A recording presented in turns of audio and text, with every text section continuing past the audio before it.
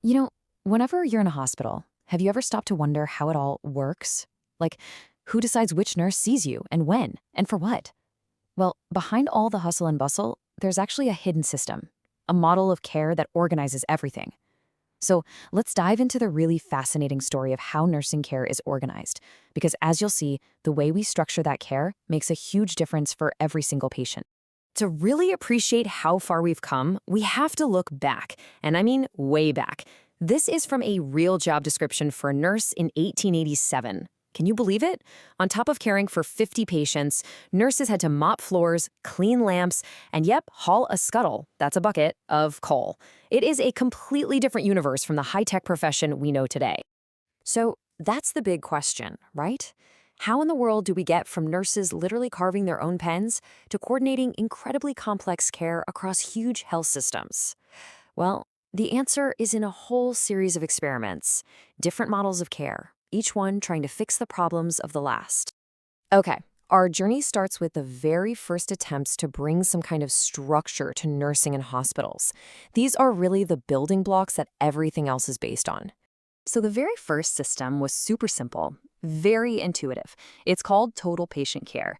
Just think of it as the original one-to-one setup. One registered nurse, an RN, was responsible for absolutely everything a patient needed during their shift. We're talking meds, treatments, comfort, the whole shebang. It's direct, it's personal, and very hands-on.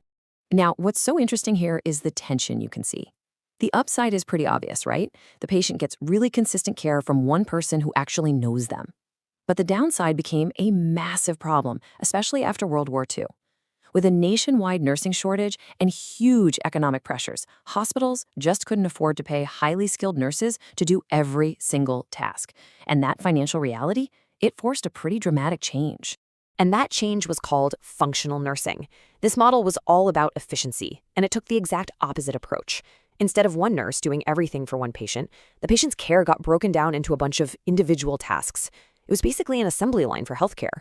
So you can see just how this worked. The RN might do all the patient assessments on the entire floor.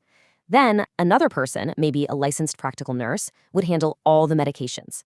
And an unlicensed assistive personnel would do all the baths and change all the beds. Everybody gets really, really good at their one specific job.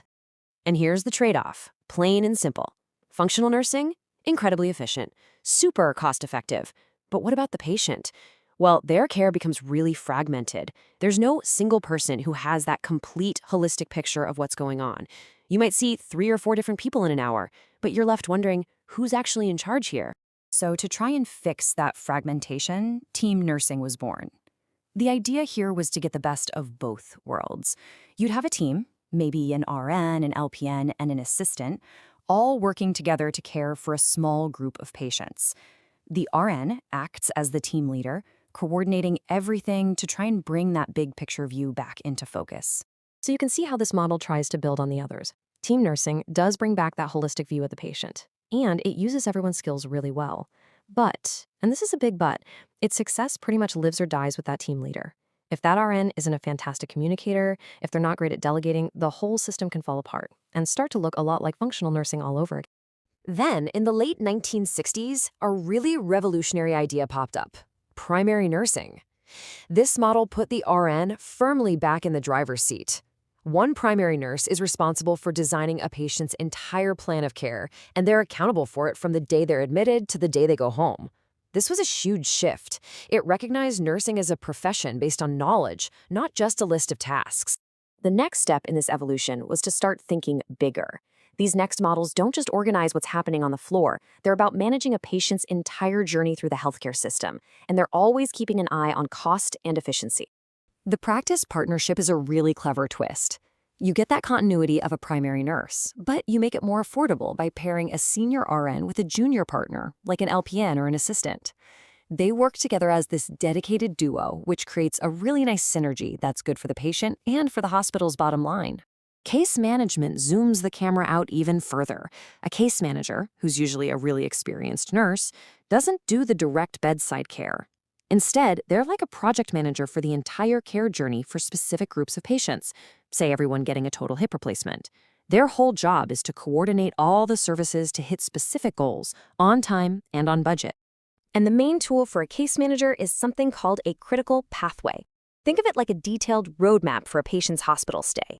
This is just a simple example, but you can see that every day has its own expected goals and actions. It standardizes care, which helps cut down on those little variations that can lead to longer stays and higher costs. And that brings us right up to the modern era, where the whole philosophy of care has really shifted. The goal now is to design the entire system around the patient, their needs, their experiences, everything. Patient-centered care is a total redesign of how a hospital floor even operates. So instead of wheeling the patient all over the hospital for different tests and services, the services are brought directly to the patient's unit.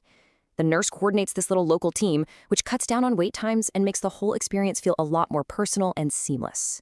So here's a crucial point. Not all patients are the same, and guess what? Not all nurses are the same either. The synergy model is built on this really simple but elegant idea.